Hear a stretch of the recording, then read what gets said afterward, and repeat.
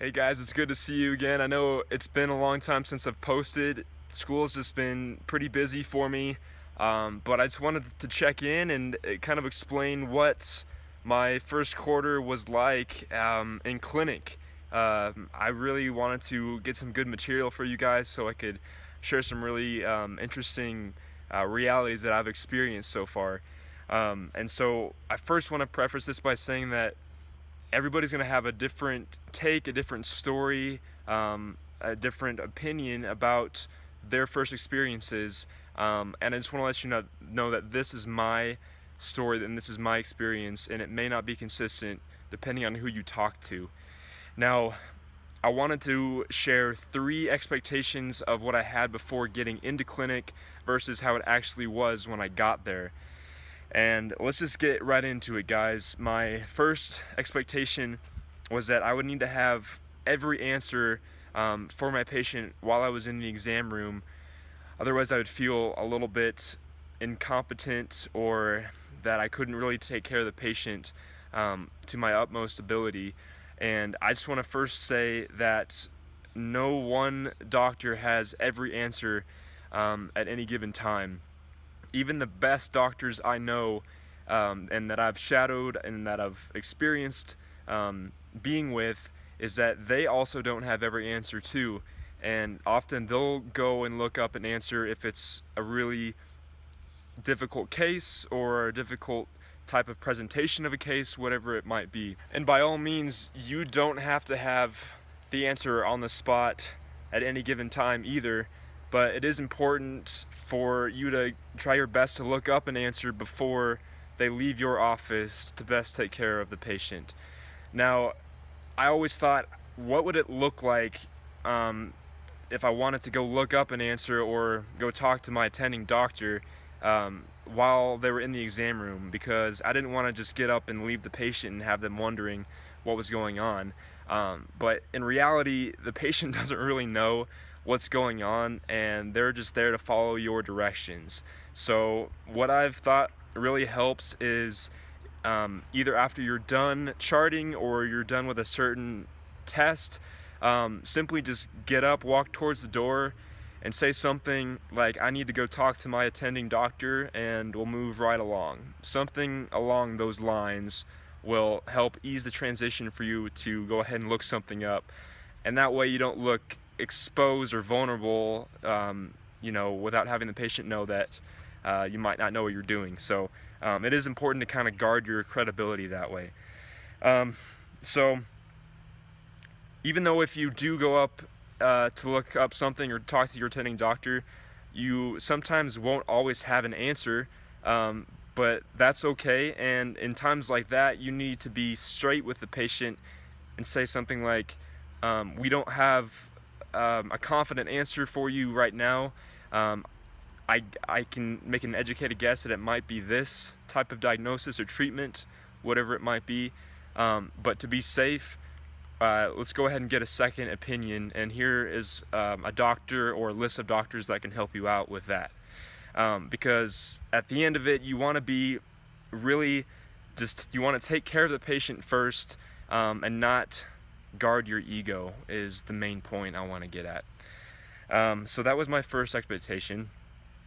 The second one was that I thought every exam would take roughly about the same amount of time, and you think that when you put your mind in kind of a corporate optometry aspect, a lot of those docs see about anywhere from 15 to 17 patients a day, which equates to about 20 to 30 minutes for an exam. And as a student, that seems a little bit overwhelming, because you have, at least when you start, you have about 2 hours to do a full exam. But some practices in the real world don't actually dilate a patient, because in and of itself, dilation, you have to wait about 20 to 30 minutes. So even if you're cruising, you're still going to take about an hour. So you can't really compare your efficiency with that kind of corporate level mentality, because they have different guidelines and goals and whatnot. But anyways, back to what I was talking about, is that often will have, you have to wait in order to be more efficient and more skilled in order to get faster, is what I'm trying to say. Now, depending on the patient's complaints, depending on how they present, sometimes an exam will go a lot faster compared to others. And depending on the patient you actually have, I've had patients that are pretty nervous or they're scatterbrained. Some take a long time to answer your questions, while some even talk too much. And it's really important, in order to be mindful of that, if they're taking too much of your time, to kind of move the exam along and to bring the focus back to the exam. And some patients really want you to be thorough with your explanations, your testing, your treatments, and personally I think it's worth the extra time to go ahead and explain in depth what the diagnosis is, what the treatment is, what the next steps are, in order for the patient to feel much more satisfied by the time they leave your office, because that will instill more confidence for them, also in you, and they're going to be more likely to return and also tell their family and friends about you as well. And so the short answer is, what I'm trying to say is that you can't go into any one patient encounter and expect to be done in a certain amount of time. Yes, some might be very easy and quick exams if there's not much of a medical history or ocular history complicating things, while some patients are going to be more of a struggle, more of a puzzle. And so you have to be ready for anything, is the short answer there. So just know that it's going to take time to get faster, to be more efficient, but the better and more skilled we get, the faster we can be. So that was the second expectation. And the third one I want to get to is that I thought that almost every exam would go just about as smooth as it did in my pre-clinic proficiency. And for those of you who don't know, maybe if you're a pre-optometry student, the pre-clinic proficiency is a test that, at least at most schools, is administered right before your third year, before you get into clinic. And what that exam is a list of testing you have to do with a patient, and depending on how you do, if you pass, then you can move on to actually take care of patients in clinic.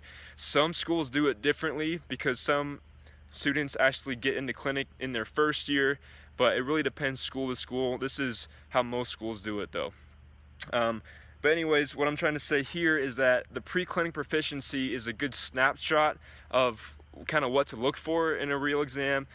However, I think it really doesn't give you the experience to improvise and to kind of think outside the box of what other tests you might have to do for a real patient.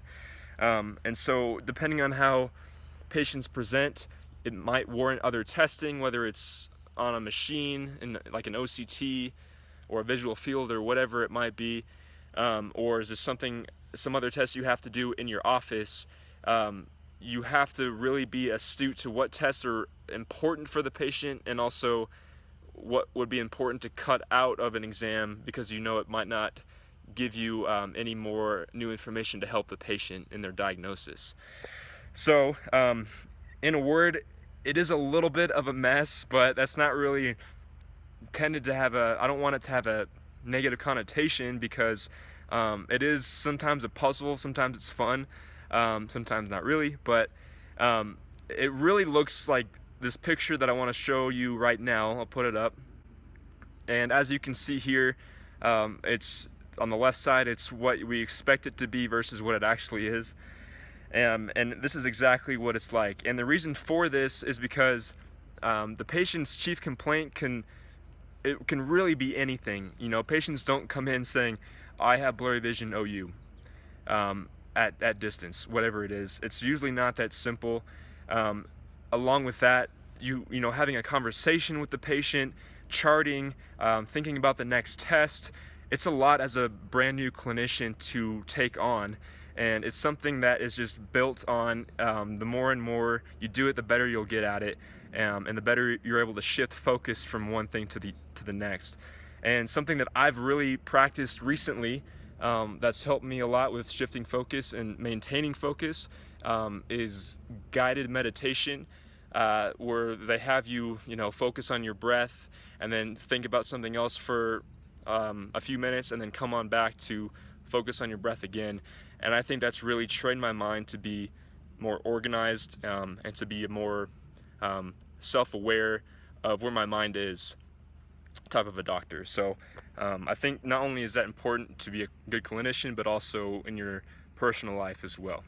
So again, I don't want this to scare anybody. I know hearing that it's kind of a mess and that there's a lot going on can maybe disappoint or scare people.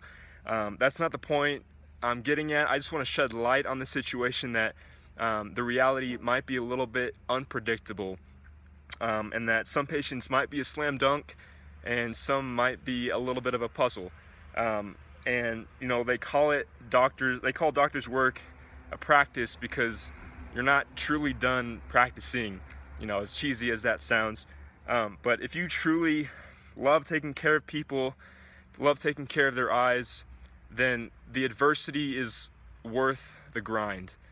And I just want to leave you with one last piece of motivation, is that if you want to be a good doctor, you have to be patient, be mindful that you're in the struggle and that this is a new experience for you.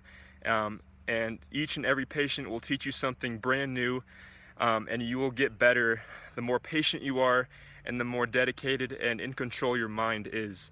And that's something I have to keep repeating to myself in order to keep myself patient as well. So just know that as new clinicians, it does take time to get better, but it's worth it. It's always worth it, especially if you're in the right profession.